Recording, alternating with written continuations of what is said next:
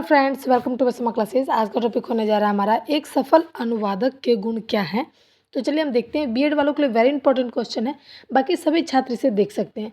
पहले अनुवादक अनुवादक को उन भाषाओं को पूर्ण ज्ञान होना चाहिए जिस भाषा का वह अनुवाद करने जा रहे हैं, ठीक है।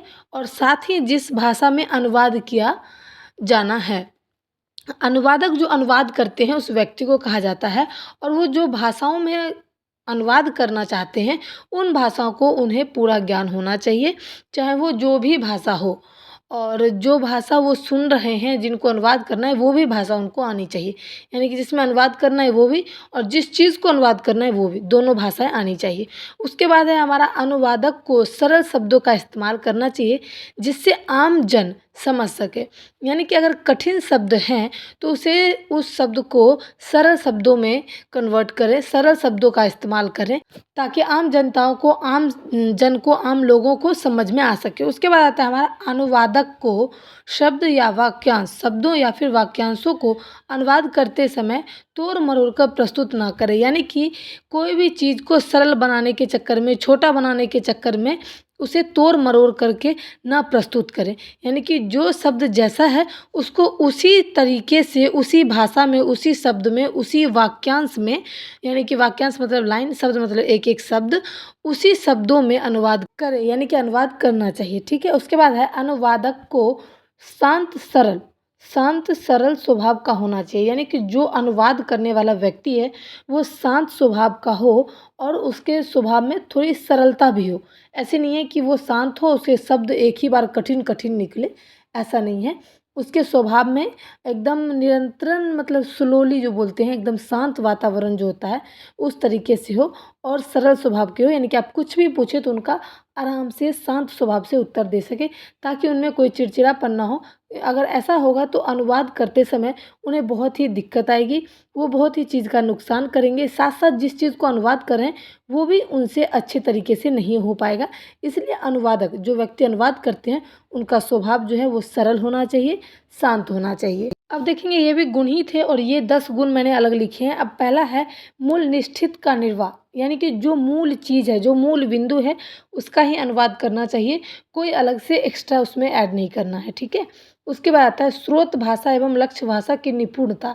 मैंने अभी अभी आपको बताया कि दोनों भाषा, जो हम जिसको अनुवाद करते हैं वो, और जिस भाषा में अनुवाद करते हैं वो, दोनों भाषाओं का ज्ञान होना चाहिए। अब देखेंगे स्रोत भाषा मैंने आपको पिछले वीडियो में कई बार बताई है, फिर भी बता देती हूँ। स्रोत मतलब जो भाषा को हम कन्वर्ट करेंगे, जैसे हिंदी भाषा को इंग्लिश जो है वो लक्ष्य भाषा होगी हमारी, और स्रोत है वो हिंदी। यानी कि हिंदी को हम इंग्लिश में ट्रांसलेट करेंगे, यानी कि अनुवाद करेंगे। तो उस दोनों का ज्ञान निपुण रूप से होना चाहिए। उसके बाद आता है हमारा बोधगम तथा संप्रेषित। यानी कि तोड़ मरोड़ करके कोई भी चीज़ को प्रस्तुत नहीं करना है, ठीक है। जो है जैसा है उसी तरीके से अनुवाद करने की क्षमता होनी चाहिए। 4 नंबर है विषय की विशिष्ट ज्ञान होना चाहिए। जो भी विषय हो, चाहे वो हिंदी हो, चाहे इंग्लिश हो, चाहे अदर देश की भाषाएं हो, चाहे बंगला हो, कोई भी भाषा हो, कोई भी विषय हो, हिंदी हो, इंग्लिश हो, एसएसटी हो, सोशल साइंस भी बोल सकते हैं उसको। मतलब कई प्रकार की जो है हमारे विषय भी होते हैं, विषय वस्तु जिसको बोलते हैं, उसमें भी विशिष्ट ज्ञान होना चाहिए। जिसमें हम अनुवाद करते हैं उसका विशिष्ट ज्ञान होना चाहिए। उसके बाद आता है विभिन्न विषयों का ज्ञान। यानी कि जितना भी चीज़ आप पढ़ते हो, समझते हो, उनमें कई प्रकारों का ज्ञान होना चाहिए। विभिन्न विषयों, अगर एक विषय में ही अगर आपको ज्ञान है तो आप अनुवादक नहीं बन सकते हो। इसलिए क्योंकि हिंदी है और इंग्लिश, बस 2 ही आप अगर जानोगे, आगे का प्रोसीजर आपको पता नहीं होगा, आगे की भाषाएं पता नहीं होगी, तो सिर्फ 1 या 2 भाषाओं से अनुवादक नहीं बनते हैं। इसलिए विभिन्न विषयों और विभिन्न भाषाओं का ज्ञान होना जरूरी है। 6 नंबर है हमारा विषय के अनुरूप भाषा विधान। यानी कि आप कभी कभी ऐसा होता है कि हम हिंदी पढ़ते हैं और हमें हिंदी के भाषाओं को समझ में नहीं आती, हम दूसरे भाषा में एक्सप्लेन करने लग जाते हैं। जैसे कि मैंने अभी अभी किया, मैंने विषय बोला ये हिंदी है, एक्सप्लेन मतलब इंग्लिश। तो कभी कभी ऐसा हमें अनुवाद करते समय नहीं करना है, क्योंकि अगर हम बोलते हैं तो हम एक दूसरे को 10 तरीके से बोल सकते हैं। हिंदी भी बोल सकते हैं, इंग्लिश बोल सकते हैं, और मिक्स करके भी बोल सकते हैं, लेकिन अनुवाद करते समय मिक्स नहीं करना है, ठीक है। विषय के अनुरूप जो चीज़ आप पढ़ रहे हो, जो भाषा में आप बात कर रहे हो, उसी भाषा को ध्यान में रख करके आगे का कार्यक्रम देखना है, यानी कि भाषा विधान को देखना है और उसी भाषा में आगे का कार्य करना है। उसके बाद आता है अभिव्यक्ति पर पूर्ण नियंत्रण, यानी कि जो चीज़ आप प्रस्तुत कर रहे हो, यानी कि अगर आपने एक चीज़ को ट्रांसलेट किया तो उस चीज़ को आगे अगर आपको देना है तो उसमें आपको अपने ऊपर पूर्ण नियंत्रण रखना पड़ेगा, यानी कि अपने कंट्रोल रखना पड़ेगा।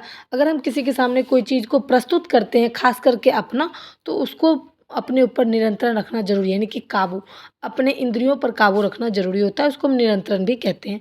उसके बाद आता है हमारा जीवन का व्यापक और गहरा अनुभव, यानी कि जीवन में कई प्रकार के आपके अनुभव हैं, कई प्रकार के आपके व्यापक हैं जो कि आपने प्रस्तुत किया है, कुछ आपने सीखा है, कुछ आपकी घटनाओं से आपने सीखा है। तो जीवन में कई चीज़ें होती हैं जो आपके लिए कोई चीज़ व्यापक हो जाती है, कोई गहरा अनुभव करा जाता है आपको, जैसे कि आपको उम्मीद नहीं होता है और उस चीज़ का आपको अनुभव हो जाता है। जैसे कभी-कभी हम उम्मीद नहीं करते कि हमें ये चीज़ मिलेगा, हम ये चीज़ करेंगे, लेकिन हम ऐसा कर जाते हैं, तो ये गहरा अनुभव कहलाता है। निष्ठा एवं अभ्यास की आवश्यकता 9 नंबर। निष्ठा मतलब पूरी ईमानदारी और अभ्यास, अगर कोई भी चीज़ अपने आप नहीं हो जाती है, चाहे वो अनुवाद करना हो, चाहे वो खाना बनाना हो, चाहे वो पढ़ाई हो, चाहे कोई जॉब हो, वो अपने आप नहीं हो जाता। उसके लिए निरंतर अभ्यास करना पड़ता है। क्या करना पड़ता है? निरंतर एक ही चीज़ को बार-बार अभ्यास करना पड़ता है। उसी तरीके से एक अनुवादक भी अनुवाद करते हैं, तो उनको बार-बार अभ्यास करने की आवश्यकता होती है, आवश्यकता पड़ती ही है, क्योंकि बिना अभ्यास के कोई भी चीज़ को कार्य करना संभव नहीं है।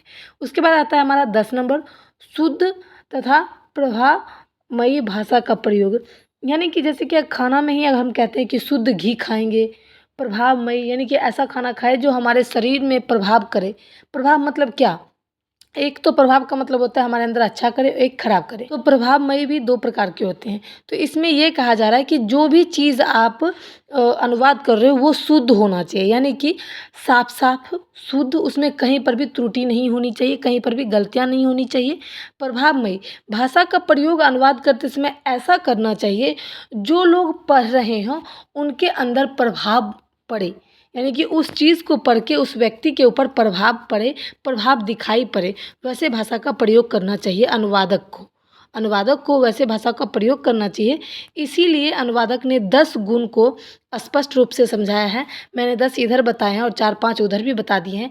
अगर आपको वीडियो पसंद आ रहा हो तो प्लीज़ एक लाइक करें, ज़्यादा से ज़्यादा इस वीडियो को शेयर करें, सपोर्ट करें, सब्सक्राइब करें, कमेंट करें। Thanks for watching my video.